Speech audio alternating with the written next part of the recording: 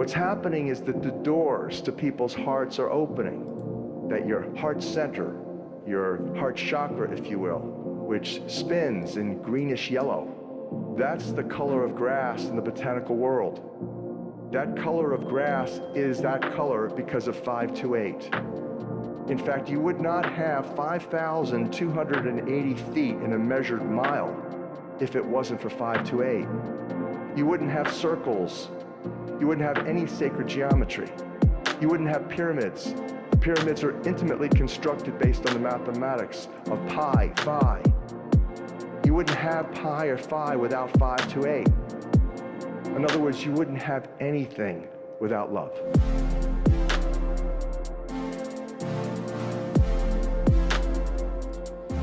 Welcome back, everybody. Welcome to Chapter 8 of the Book of 528. Shout out to everybody that's here live. Thank you for being live on YouTube. Thank you to everybody that's here live on TikTok. Very appreciative. That is my song with Dr. Horowitz. I felt it's fitting that we do that as the intro. But let me get 528 on here for everybody tuning in. I can turn this down on YouTube. I apologize if that's loud for you. I'll get you down to right here, and I can turn up just a little bit more. All right. So again, thank you everybody that is here live. Thank you so much for tuning in. This is the Book of 528. You can see it on your screen. Today we are going to be reading Chapter 8. And Chapter 8 dives really deep into kind of the concepts that were started in Chapter 3. Chapter 9 also goes deeper into the concepts we're going to be building on Chapter 8. But thank you all so much for being here. Kind of as we've started the stream always off, just to catch up anybody to speed as to what 528 is, kind of what the preface of 528 is. We always read this dedication kind of at the start of every stream. And I'm going to read it now just because we have some new people in here for the stream. So thank you to the new people who are joining in. Thank you for your interest. And this is what the Book of 528 is about. The Book of 528, Prosperity Key of Love, may be the most important book in history following the Holy Bible and Aristotle's physics that birthed modern religions and science.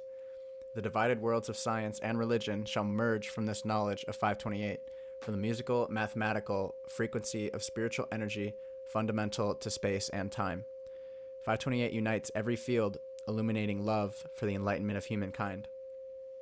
528, the universal love constant, manifests miracles from love and makes love miraculous.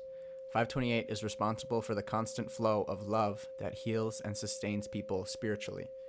The heart of this clear channel of music, 528 hertz on the universal dial, broadcasts you into existence every nano instant. These revelations compel civilization to build a new foundation in celebration of love that is sourcing, unifying, and guiding all creation. May this 528 key of the House of David facilitate civilization's salvation through spiritual evolution. So thank you all for being here.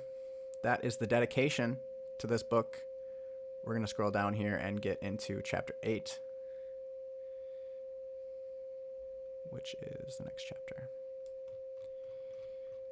Very appreciative that there are people here watching live. Thank you all so much. If you're here in the future, thank you so much for tuning in. We're very appreciative. Ginger Snap, thank you for coming back in here. Let me get a sip of water, and we're going to get right into Chapter 8.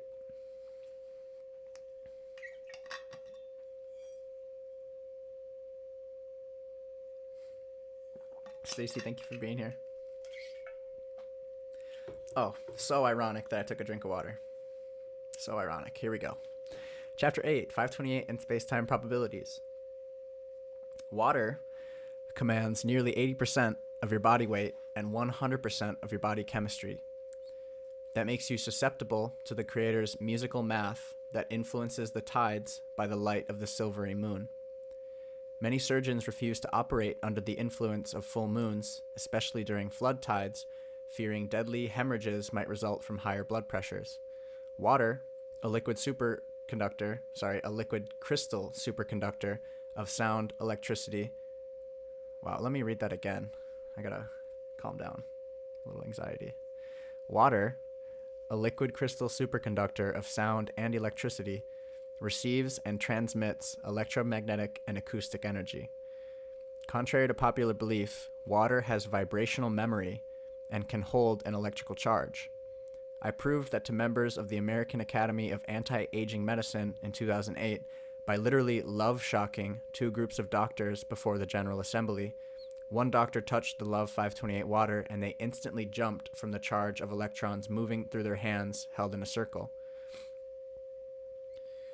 Given the electrical storage and energetic memory capacity of water, bathing your DNA, cells, and tissues, then common sense says that your ancestry and birthday assigns your body water a unique energy signature that influences your life.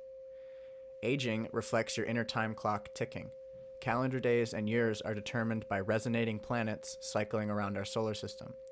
Just because organized religion discourages members from considering these facts, and you may have never thought these forces could be connected energetically or spiritually, doesn't mean they aren't.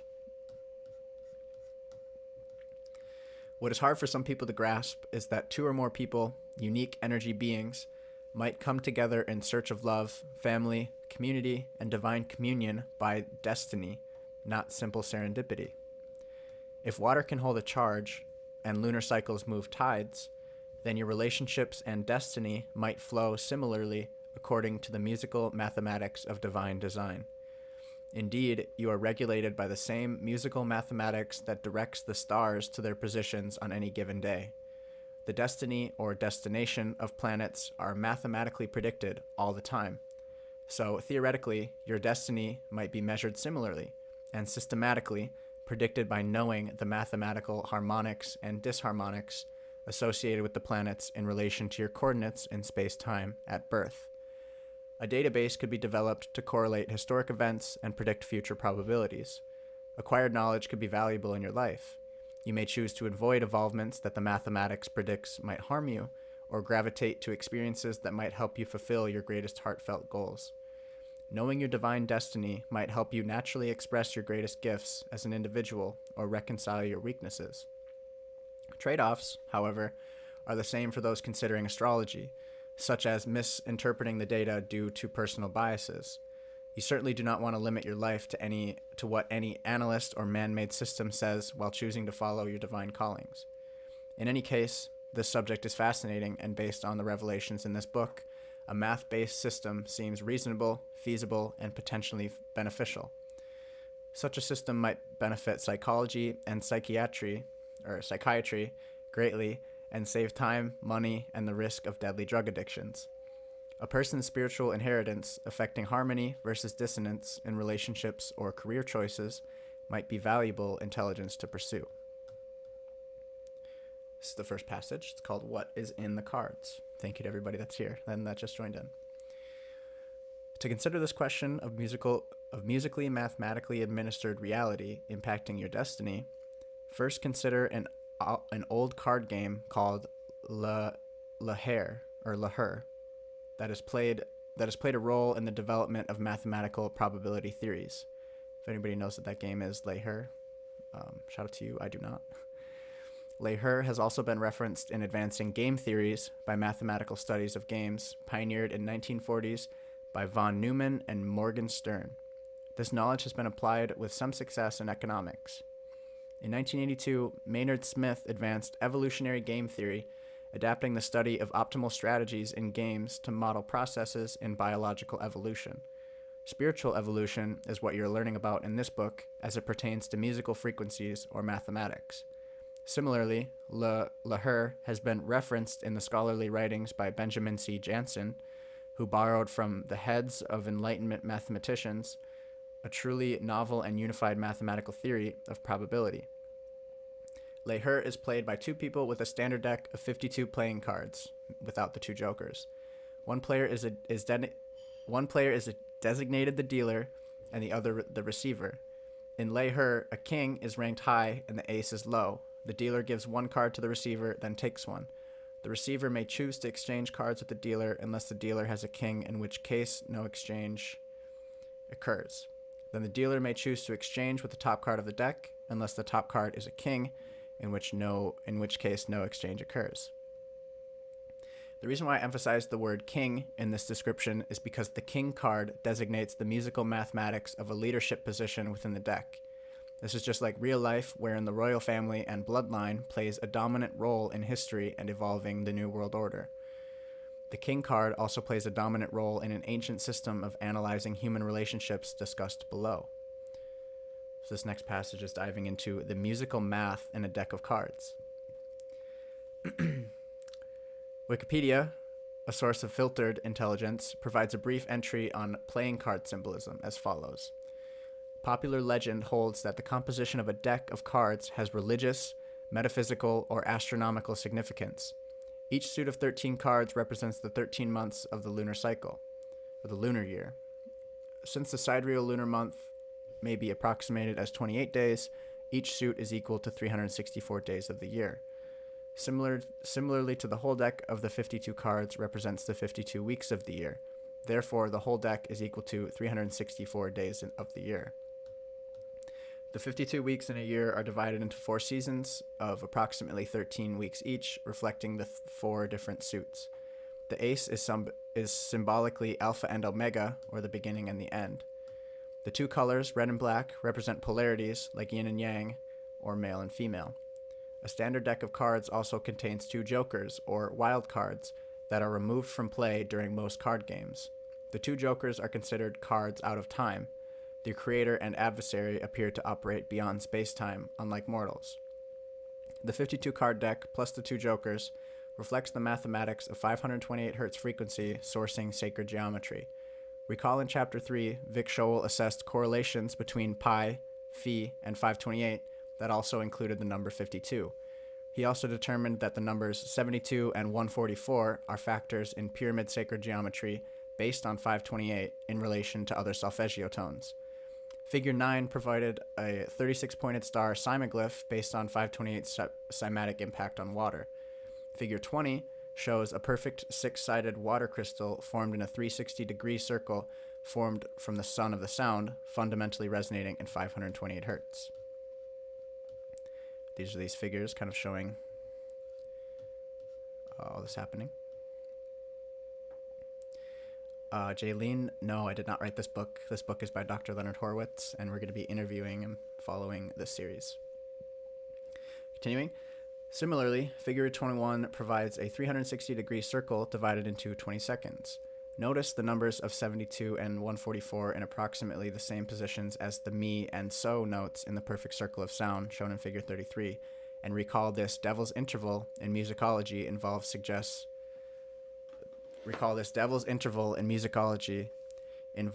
a miracle solution, or MI and SO, miracle solution, based on Webster's dictionary definitions provided in Table 5.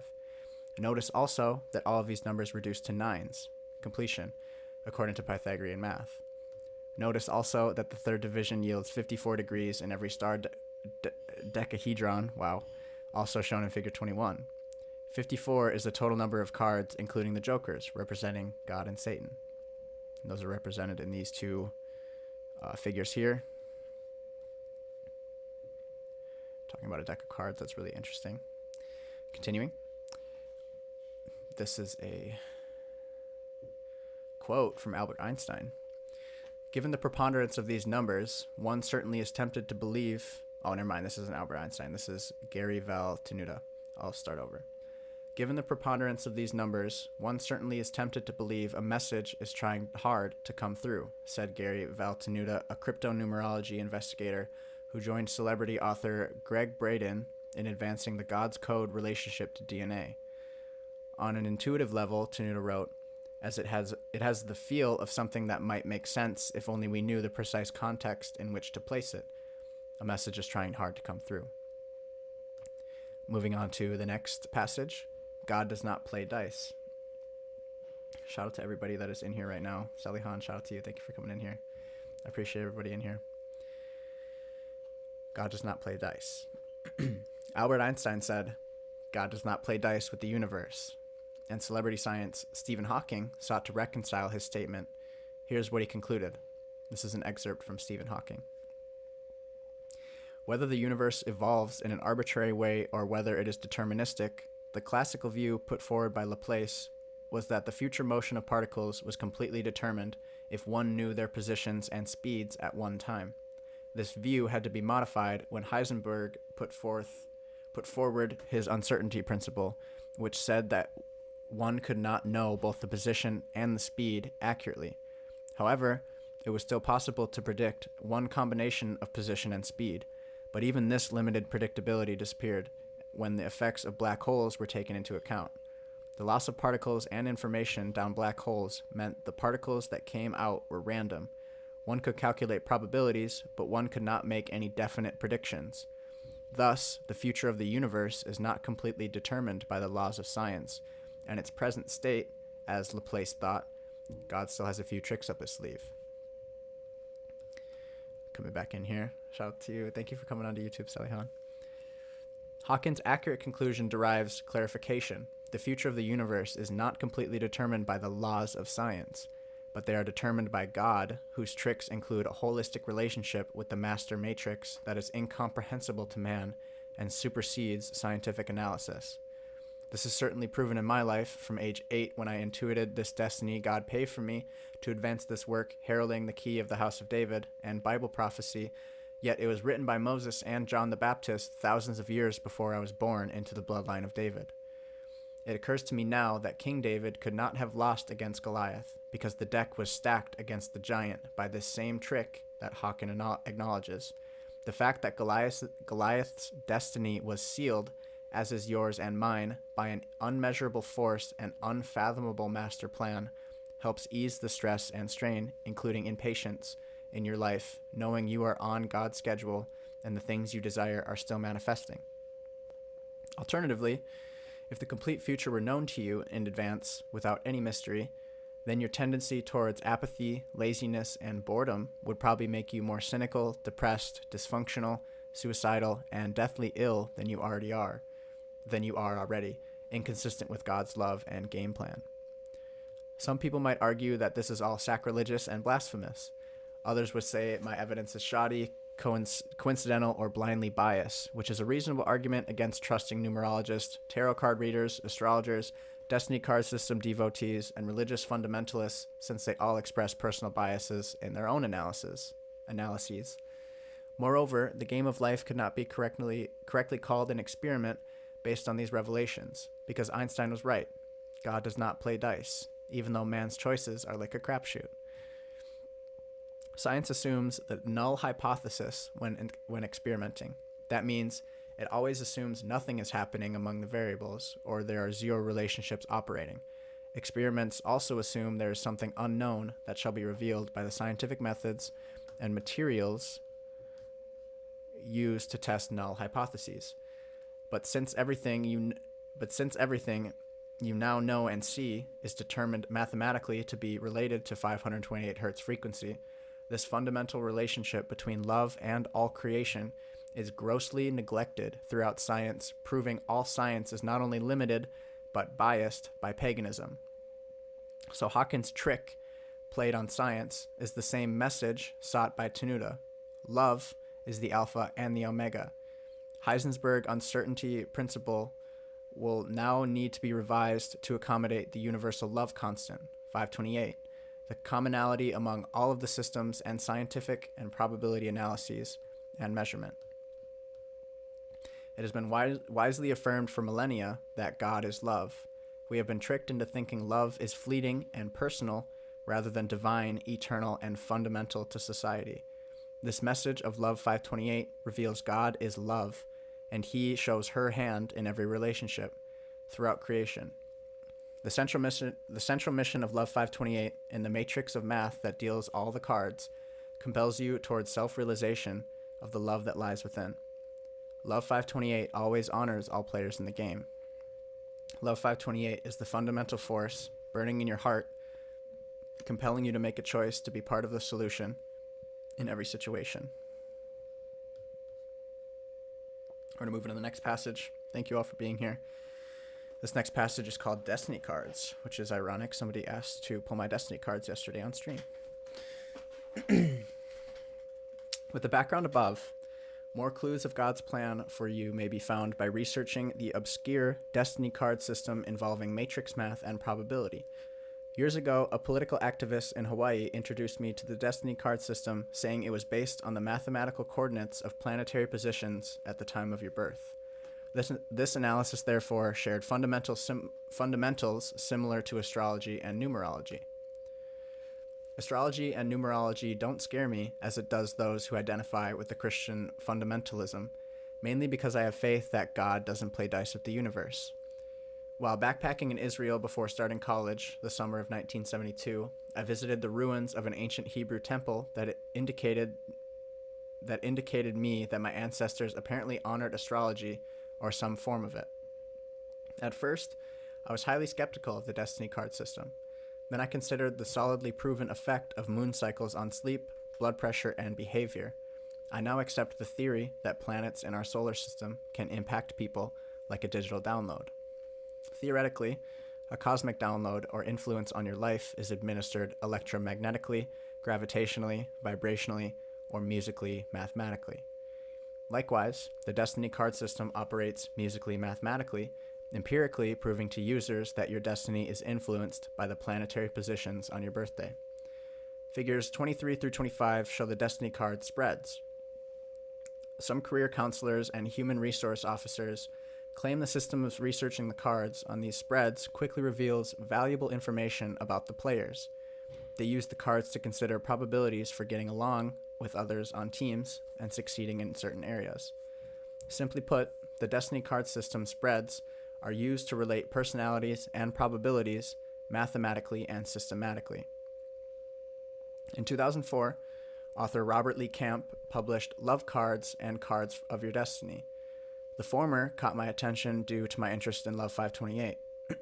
Mr. Camp credits only H. Richmond in the Mystic Test Book, which was written in 1894, for sourcing much of this modern knowledge. The system's database was expanded in Sacred Symbols of the Ancients by Florence Campbell and Edith Randall, and Arns Lane, What's Your Card, in 1978. Campbell and Randall discussed the mystical significance of the playing cards and their uncanny connection with birthdays and future probabilities. All the above authors agree. This ancient knowledge was secreted by priestly magicians around the time of Atlantis. Robert Camp wrote that this system of self-understanding and prediction is easier to learn and apply than astrology. You can learn this system well enough within an hour to do significantly accurate reading for yourself or somebody else. These cards and the relationships between them can tell you a great deal about yourself and your relations with friends and loved ones. The science of the cards is more approachable than astrology, Camp reported. You just have to look up your card, the cards of your relatives, friends, and acquaintances, and learn a great deal about the nature of your relationships to them. By testing the system in the world, you can immediately confirm its validity. Next passage is probabilities or predictions.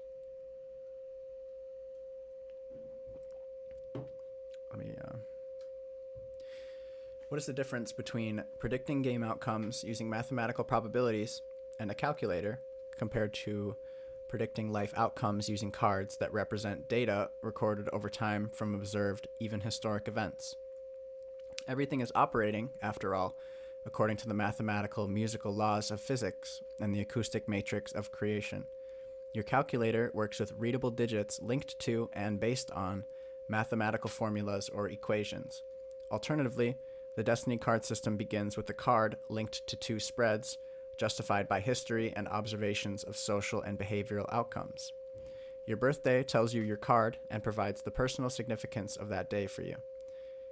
You may want to take advantage of this information to help reconcile your productive and destructive relationships. Can you imagine what this method might do to the fields of psychology and psychiatry when, for example, people realize their depressing relationships are better explained by matrix math and better treated with awareness brought by a deck of cards than by doctors and drugs? Also, a new card influences the world daily. Some researchers claim that destiny cards may be used to schedule important geopolitical or economic events. Consider this as Wall Street investors, military strategists, or the Illuminati might. Events likely to make history, for instance, occur on Jack or King days. Both male cards are rumored to be especially aggressive. Jacks are widely reputed to be mischievous, cunning, or even deadly. In cards, for instance, one-eyed jacks, the man with the axe, are made the wild card. Folklore heralds and the Jack personalities, including the devilish Jack-o'-lantern, Jack in the Box, Jack in the Beanstalk, Jack the River, Jack O'Kent, a local cleric who beat the devil, Mother Goose's violent house that Jack built, and the bizarre Jack Sparrow in Pirates of the Caribbean.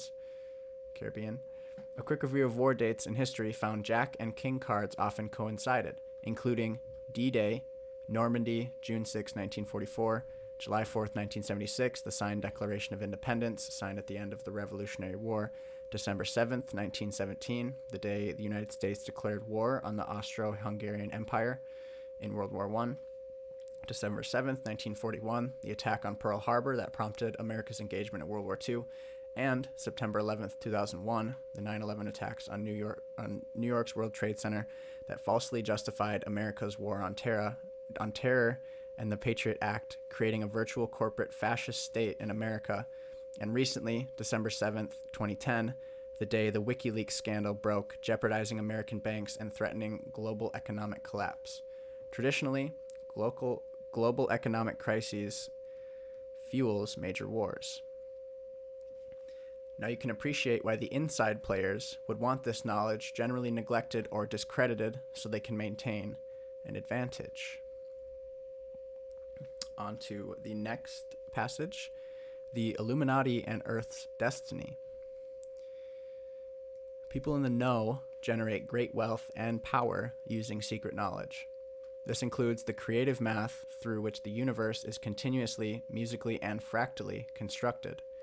Mathematical matrix dynamics are so powerful they have been secreted for millennia. Population controllers learned to use this vibrational technology ages ago to create modern Babylon. For what shall it profit a man if he shall gain the whole world and lose his own soul? From Mark 8:36. Hitler maintained metaphysical and occult interests. The world's leading bankers and politicians didn't get where they are neglecting the world's most powerful creative technology. The Illuminati knows God's musical mathematical matrix is the territory between the kingdom of heaven and hell on earth. This hydrosonic etheric dimension is active in the conflict between good and evil. This place holds optimal creative potential and is thus most valuable. The manipulation of musical mathematics to generate peace or war is considered primarily intelligence by truth seekers and devil doers alike. The master matrix, generating universal design, creates everything, including cosmology, astronomy, astrology, Moses and Jesus' teachings of the law, and in the Ten Commandments, as well as the occult. Jesus taught the way to spiritual salvation is to flow with love. He presented the opportunity to engage the Creator's channel that is broadcasting eternal salvation every moment in time. We now know that this frequency of love, 528 hertz, helps move history to unfold naturally, on time, every time. You are now privy to the way of the human misery and environmental catastrophe. The Creator's creative technology is far stronger than any method or material the Illuminati can muster to direct destiny demonically. You can now use this musical technology positively to heal yourself. The Creator's creative technology we now decree is musical mathematics. This knowledge is most welcome because it is optimally freeing to you and me. The Illuminati knew this when they secreted the intelligence. Figure 26 shows the Destiny card system concept manipulated by war makers.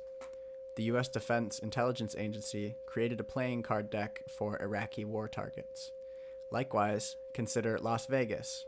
Visitors to Sin City see the cards all around them on casino floors and walls, but they don't know the deck's origin in a master matrix administering cosmogenesis. People think they're only gambling icons on money machines. Crime syndicates merchandise these tokens that alternatively could be used positively to spread enlightenment and honor spirituality.